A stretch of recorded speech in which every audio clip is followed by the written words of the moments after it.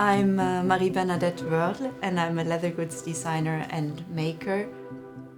And it starts with me being a crafty child in a Bavarian village, very far off from the fashion landscape, but I really had this passion for sewing, for making my clothes. It was what kept me busy and what excited me most, and then I had this idea that I would, as a grown-up, do something that I would love to do on a daily basis. And the closest I could imagine was this fashion dream of mine. If I go for something crazy, I'm gonna go for it for real, and I'm gonna move to Italy to pursue this dream. It was first super exciting, everything I ever dreamt of. The school was great. I could create and craft and learn and discovered art history and those beautiful things along the way. And then I came to Antwerp, worked at An de Meulemeester, and it was really all I had hoped for. But that came to an end when the brand moved, and I tried to build my portfolio and my career and follow my school's advice to go from city to city, internship to internship, move around, chase the dream, which made me very unhappy because you need your friends around and you need to belong somewhere, especially when the dream turns out not to be as dreamy as you thought. Being a commercial designer is not really a place of creative freedom or of connection with your work. It's pretty much the office job that I had always feared.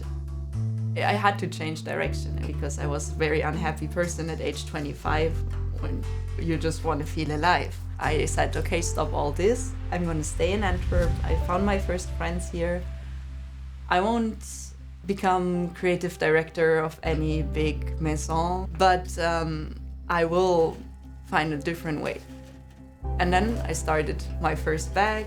I didn't at that time think that I would become an independent designer and have my own atelier and do all these beautiful things that I do now. But just because I found my natural creativity back, that was part of me ever since I was a kid.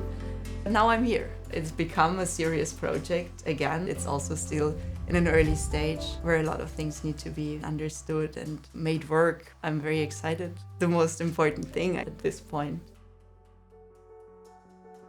I have in my collection a quite specific signature style, which contains a lot of fringes and straps and weaving of leather. A bit of an unusual approach. Leather usually is used as a plain surface or with some embellishments. At the time I really had one roll of black leather and a cutter and some glue from the construction store.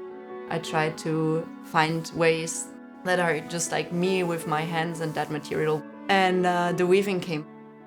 This was the first object I made in that style.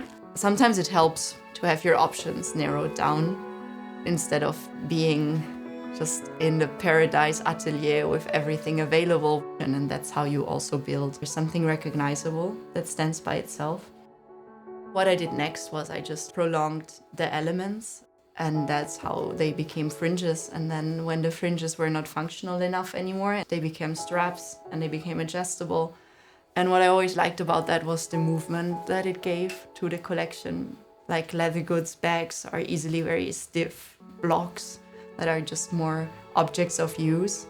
And if you cut the sturdy material open and you make it all of a sudden fine again, it opens a lot of options that are, for me, interesting to investigate.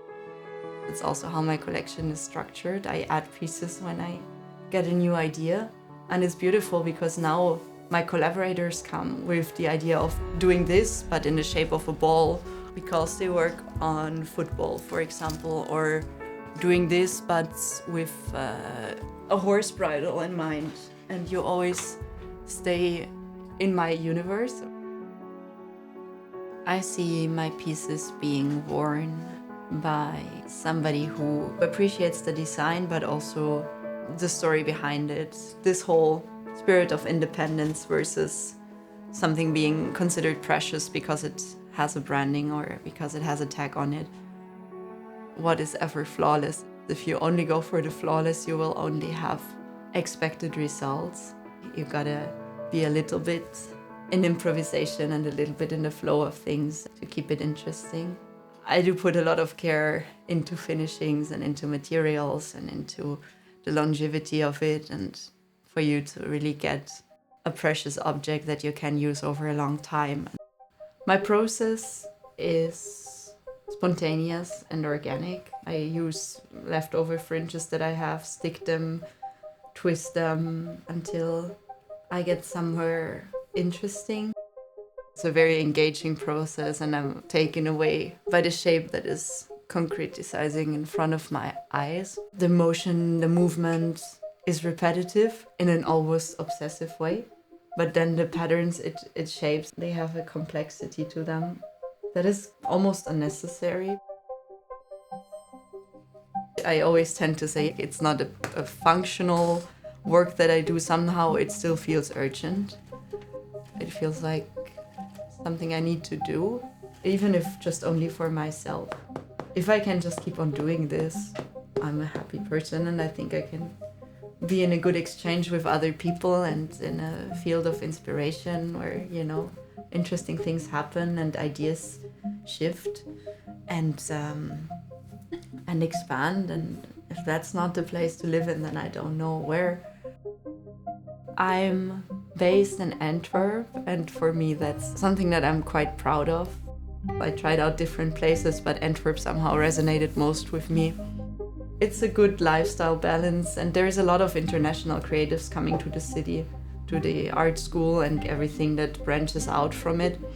It's quite unique to have 500,000 inhabitants, but so many of them being international artists and creatives and makers of all kind that somehow get together in Belgium.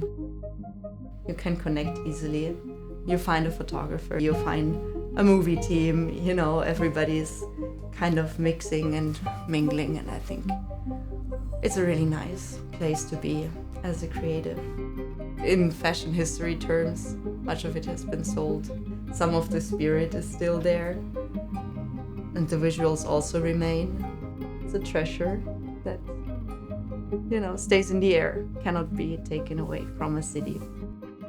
As a child, you often get this invitation to create.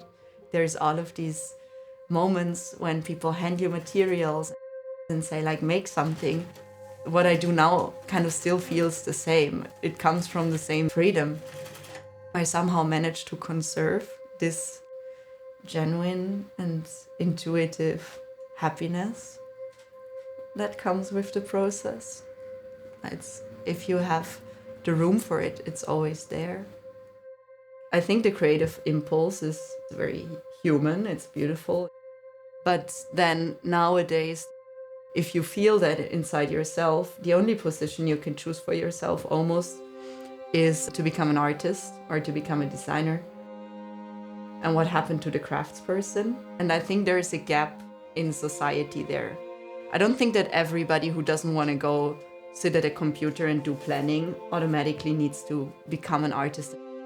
There is a reason why for decades and centuries and millennia there have been people in a position where they worked with their hand to create beautiful objects, because it makes humans feel good. So we need this process. It defines the self. It creates well-being. If you don't overproduce everything, but you have maybe one object instead, with the time put into it and the thought put into it, then the maker benefits, the object is precious, and you cherish it.